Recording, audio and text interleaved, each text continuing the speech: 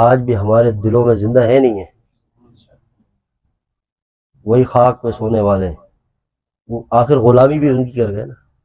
تو اللہ نے صدیوں بعد بھی آج تک ان کے ناموں کو بھی زندہ رکھا ہے اور ان کی محبت بھی دلوں میں ڈال دی، اور قیامت تک ان کا نام زندہ رہے گا انشاءاللہ۔ کیوں؟ کہ دوستی کس سے کی؟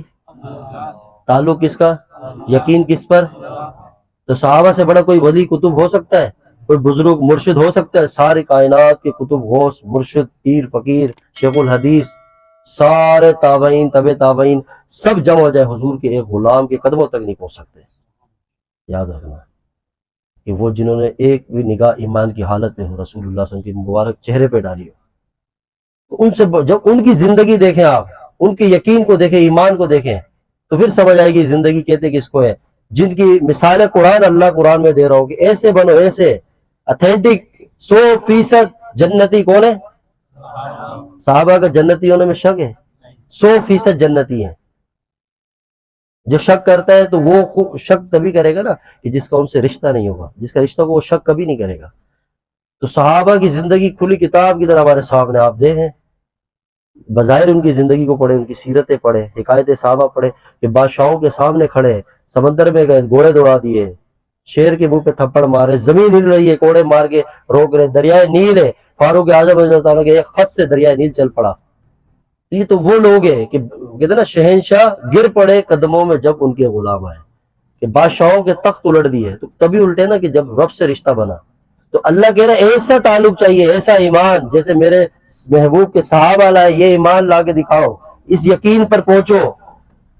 یہ ہے آئیڈیل پوری انسانیت کی لیے کائنات قیامت تک۔ ولی ولی تب بنے گا جب وہ صحابہ کا غلام ہوگا، قطب غوث تب بنے گا جب وہ صحابہ کا غلام ہوگا۔ کسی ایک صحابی کا بھی دل میں بوجھ رکھنا، یہ ہماری دنیا آخرت دونوں تباہ کر دے گا، وہ اللہ کا ولی ہو ہی نہیں سکتا ہے۔ یاد بات سمجھ آ رہی ہے؟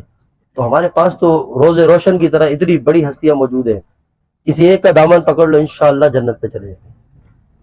تو کیا ٹینشن ہے؟ یہ ان چکروں سے نکلے، اپنے آپ کو نکالیں۔ یہ جو آرام پسند زندگی، یہ جو سہولت پسندی والی زندگی، ویسے کوئی مرشد پیر فقیر مارکیٹ پہ آ گئے کہ جو بولے ہمارے مرید بن جاؤ، ہم سے بیعت کرو، ہمارے پاس آ جاؤ، سر پہ ہاتھ رکھ دیں گے، بس گئے تم بن گئے، چھوڑو جو کرنا کرو، مہینے کی فیس جہاں دیتے رہو، ایک یہ ڈبہ بھرتے رہو۔ یہ سب امت کو گمراہی کی طرف لے کے جا رہے ہیں۔ یاد رکھنا یہ وہ لوگ ہیں، اور ہم تو انہی سے رشتہ قائم کر رہے ہیں نا، کیونکہ وہ سختی نہیں ہے۔ دین یہی ہے، میں نے بتایا نا کہ آپ کا دل جب مجاہدے پہ آئے گا تب پتہ چلے گا ایمان بند رہے اندر۔ جب دل ہلے گا اندر سے، ایک دل کے اندر غم درد پیدا ہوگا، تب زندگی شروع ہوتی ہے مومن کی۔ یہ کیا زندگی ہے؟ تو یہ سارے جو فتنے، ان کو تبھی پہچانیں گے نا جب علماء حق کی صحبت میں بیٹھیں گے، علماء کے ساتھ بیٹھیں گے، دعا میں خبردار کریں گے بچوں ان سے، یہ ایمان کے لٹیرے ہیں اور ہم ان کے پاس جا رہے ہیں۔ جس کا جیسا دل کر رہا ہے، جس طرح موڑ ہے موڑے، ہم بھی نفسیاتی ڈپریشن کے مریض، کبھی ایک در جا رہے، کبھی دوسرے در جا رہے، کبھی سارے دروں کو چھوڑو، اللہ کے در پر آؤ۔ ہمارے حضرت صاحب شیخ الحدیث مولانا اسفندیار خان صاحب رحمۃ اللہ فرماتے تھے کہ مرشد کا کام صرف اتنا ہوتا ہے کہ وہ بیکاری ہوتا ہے، شیخ ہوتا ہے بیکاری، بھیک مانگنے والا۔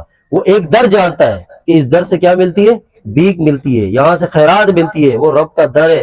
بس وہ اتنا کرتا ہے کہ اپنے شاگرد کو، اپنے مرید کو صرف اس در کی خبر دیتا ہے، وہ در دکھاتا ہے کہ میں نے ادھر سے مانگا، مجھے یہ ملا، تو بھی اس در تک پہنچ جا، ہو سکتا ہے تجھے اس سے زیادہ وہ دے دے۔ بس یہ کام ہے، اس سے کچھ بھی نہیں ہے کہ یہ جنت میں لے جانا، نظر کرم، اور وہاں سے بیٹھ کے دیکھنا۔